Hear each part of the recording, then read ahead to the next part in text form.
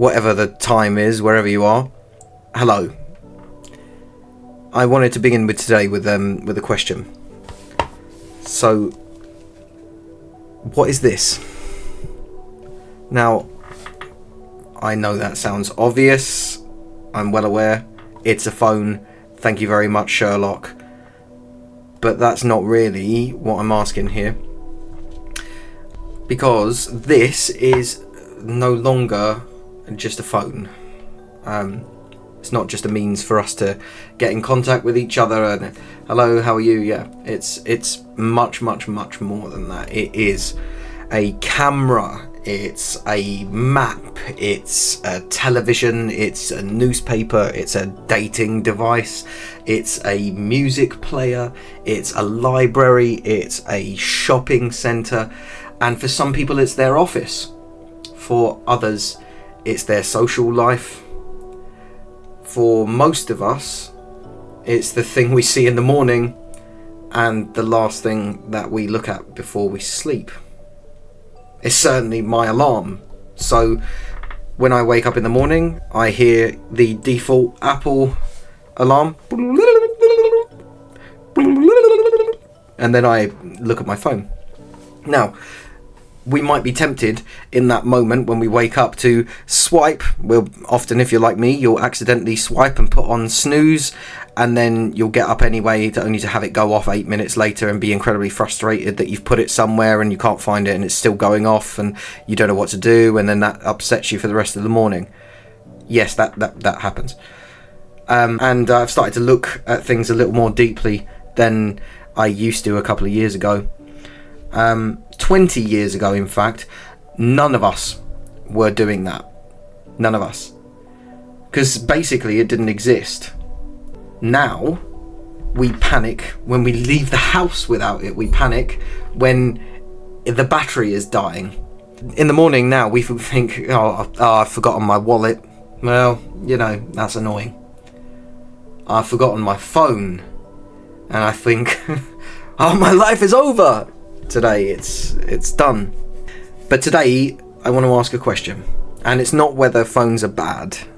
I think that's a really oversimplification of the issue, but I want to pose a question that's an interesting one.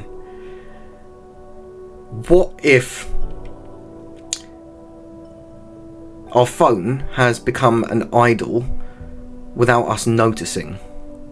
And whoa, I know people have turned the video off already. Whoa, he's mentioned the word idol. I didn't come here for some theological discussion. No, I'm not going to take it exactly there, but I do think it's important to acknowledge what we're talking about here, because we need to observe the language used here, an idol. When people hear that word idol, they tend to picture something ancient, right? When I hear I think of some ancient monolithic totem with multiple faces stretching up towards the stars, surrounded by fire and people dancing round it, chanting. That's what I think of when I think of the word idol. They think of golden calves, maybe. They think of pagan temples, but they certainly don't picture an iPhone. And maybe that might be because we are focusing on the wrong thing here. Maybe an idol isn't defined of the materials that it's made of. Maybe an idol is the place that it occupies in your life. If you think about the golden calf in Exodus for a moment, the people had just left Egypt and Moses disappears up a mountain. Nobody knows what's happening, and people are tense, right? They're going to be tense, waiting for this man that they respect and trust as a religious leader to basically bring the word of God down to them. And they get tense, they get worried, they get uncertain, they get afraid, and so they build something that they can see.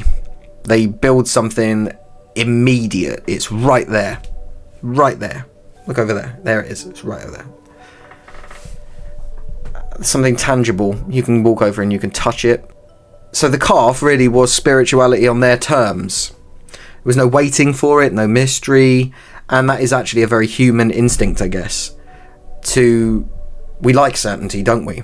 We like that cup of coffee in the morning. We like knowing what tomorrow is going to bring. We like to know the weather so that we can wear the correct clothes.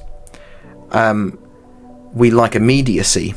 You know, when you click on that buy now on Amazon, you click on it, you are counting down the hours till that package has arrived. Even if it's something like really innocuous, like you buy yourself something like, I don't know, you need a new fork. You're waiting for that fork, and the certainty of it coming, man, you are devastated when some porch pirate steals that fork. You are devastated. We like answers, we like immediacy, and we like certainty. Amazon has definitely ruined us.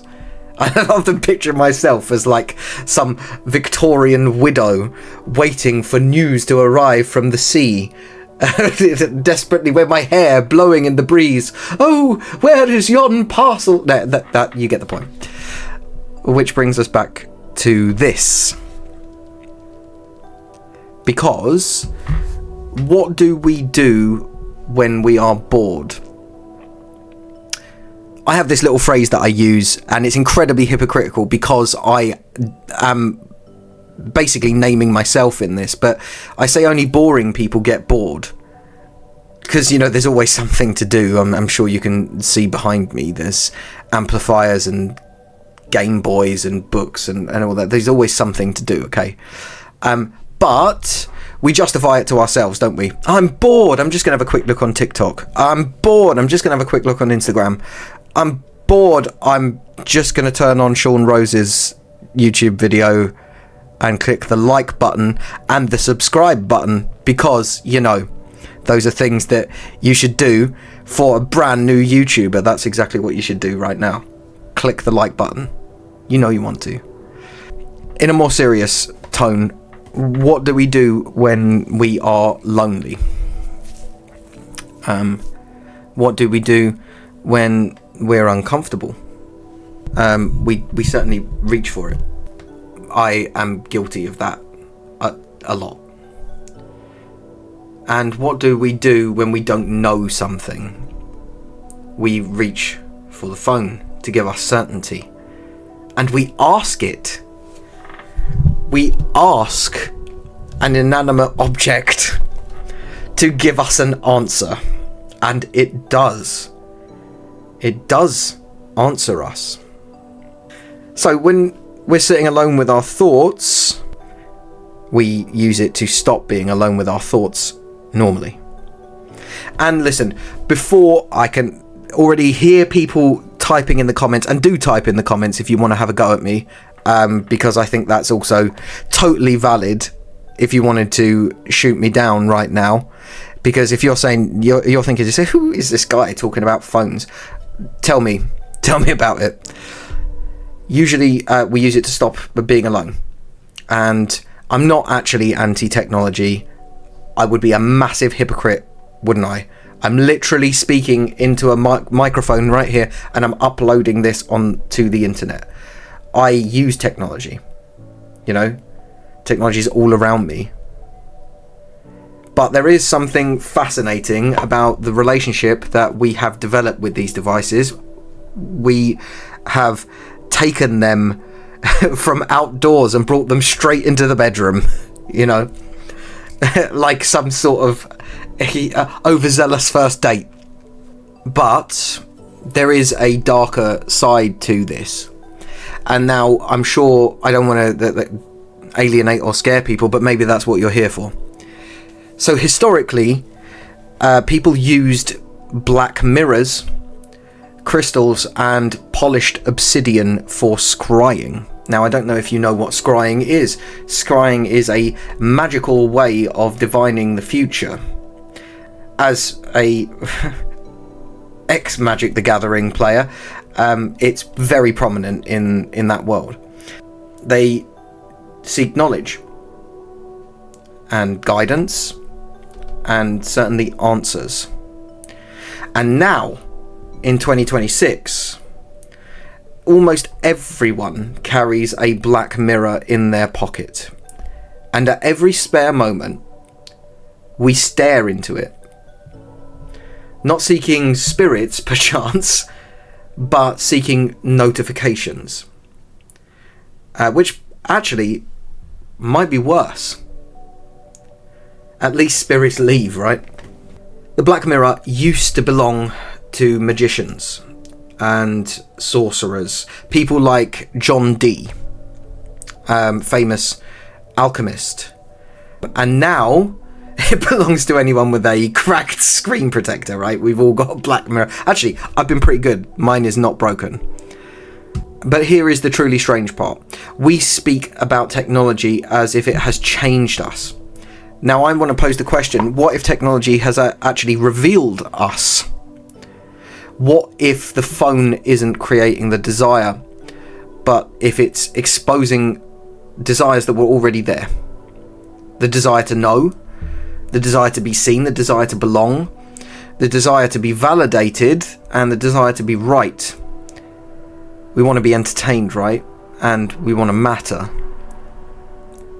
And maybe that is why I find the Apple symbol on the back of most people's devices very interesting.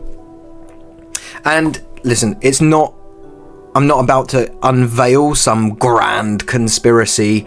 I haven't pre-made my tinfoil hat, although I'm sure we will get there. I'm not going to unveil some grand conspiracy about fruit. Alright, relax.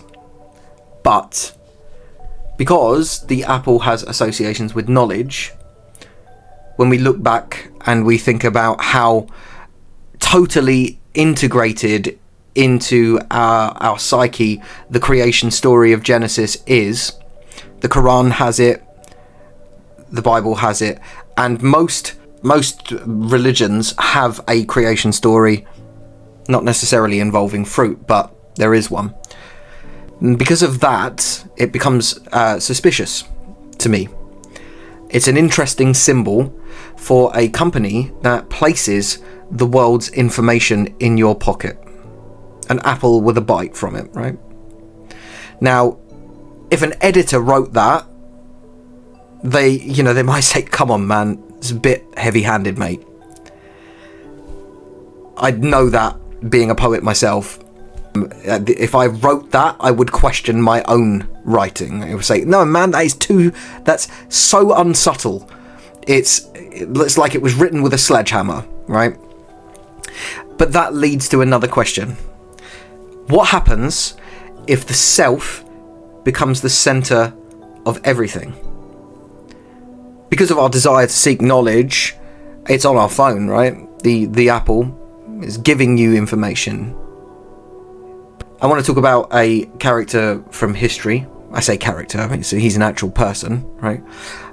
And this person is extremely interesting. Extremely interesting. You may or may not know who this person is, but you certainly know the archetype, right? If you've seen cartoons from the 1950s and 60s, sometimes appears in more modern ones as well, like a sort of caricature of Satan, right? And this person founded the Church of Satan in 1966. This person is named Anton LaVey, right? Now, whenever people hear that name, they immediately imagine secret rituals and black robes and goats having a very bad day, right? That's exactly what they imagine, or at least I do. But what actually made LaVey influential wasn't necessarily devil worship in the Hollywood sense. He wasn't the red guy from Cow and Chicken, or some sort of Faustian bargain guy, although he did look like that. He founded the Church of Satan. Now, you hear the word Satan, you think, wow, we've gone off the rails now. But hear me out. Anton LaVey, the Church of Satan does not really worship Satan. Not in the literal sense, right? They are lighting black candles. And I will say, if you have the want to look up Anton LaVey, you can find him. He was an organist, and he would give satanic sermons while playing the organ, right? And I have to say, like, it's exactly the sort of cliche thing that you'd expect, but I suspect the cliche was created by him. So we have to keep that in mind. But what they actually worship was not Satan. They worship the self, the individual, personal desire, personal will, personal authority, right? So LaVey was looking at Western culture and said, what if the self becomes the highest thing? What if there's now nothing above the self? No God, just you. And here is the interesting part, right? Whether you agree with him or not, just look around you. Hasn't that actually happened? Think about the language we use now. My truth, my journey, my identity, my gender, my followers, my audience, my platform. That's not just a coincidence that we've come to own these things. They don't necessarily belong to us. We don't own them in that way, but we claim ownership of them. Everything points back to the self. And here is where the phone comes in. Because if you wanted to build a machine designed to constantly reinforce the self, what would it look like, okay? What would it look like? This thing shows me photos of myself. My opinions, my preferences, my recommendations, my messages, my memories. It holds my memories, my achievements, my analytics, my content, the content I'm making now, my playlist, my feed, my algorithm suggests all of these things to me, brings these into my life. The whole idea bends back to me. The ancient idol sat on an altar, demanded your worship. The modern idol sits in your pocket and whispers to you. Let's talk about you. What have you been up to today? Who have you spoken to? What have you said? What do you think? Here's what you should think. All day. Every single day. And before you get upset, I have social media. I am not sat here pretending that I'm immune to this, right? I am making this video using technology, like I said. I check my notifications, okay? I occasionally Google myself. It never changes. It's always just the same old bland, boring thing, right? Usually, I discover someone with my name has done something a bit more interesting than me. I did have a situation where my book that I published on Amazon, I had the same author, and it's still there. I've repeatedly reported it to Amazon, and this guy, this other Sean Rose, is both of our pictures are next to my book. Anyway, I digress. But the tendency is there. I do it, and that's for all of us. I think we all, if we admit it to ourselves, are guilty of that. And I wonder if we've created the perfect environment for self-worship without intending to. Because the phone doesn't really force narcissism on us, it rewards it. It doesn't really create vanity, does it? It amplifies your own. Just think of Narcissus sitting staring into the pool at himself. We all see that image of Narcissus. We can imagine it, and we think, oh, wow, that guy's so vain. Let me just see if my hair's okay. We used to fear being watched by the eye of Providence. We used to be genuinely scared of that imagery. The triangle and the eye looking at us. Tinfoil hats coming out. Now, we get annoyed if nobody watches our stories. So, we have to ask, do I worship myself? Nobody says that, alright? Nobody says, do I worship myself? Nobody wakes up in the morning and says, today I shall offer incense to my own curated identity. No one says that. At least I hope they don't, because you need help. Reach out. Comment below. The question becomes, what occupies the center of my attention? Because whatever sits at the center eventually becomes the thing around which all of the rest of your life revolves. In ancient times, people built temples around their gods. And today, I think we've built digital temples around ourselves. And we carry that around in our pocket. And that is why attention matters so much. I think, rather than money, I think that actually attention is the currency of this age. Certainly not gold, not oil, but attention. Everything wants it. Governments want it, corporations want it, advertisers want it, influencers want it, I want it, and your phone certainly wants it. Every little ping is a little tug. Every notification, a tiny little altar bell. Every app is asking you to come back. Look again. Give me a little more of your mind. And if attention is the most valuable thing that you possess, then perhaps the most important question isn't only what you believe. It's what you constantly pay attention to. Attention is devotion.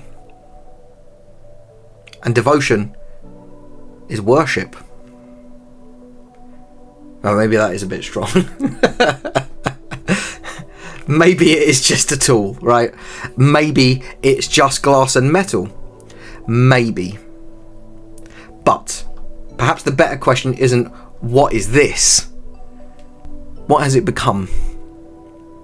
And perhaps the most uncomfortable question of all is, what has it become to me?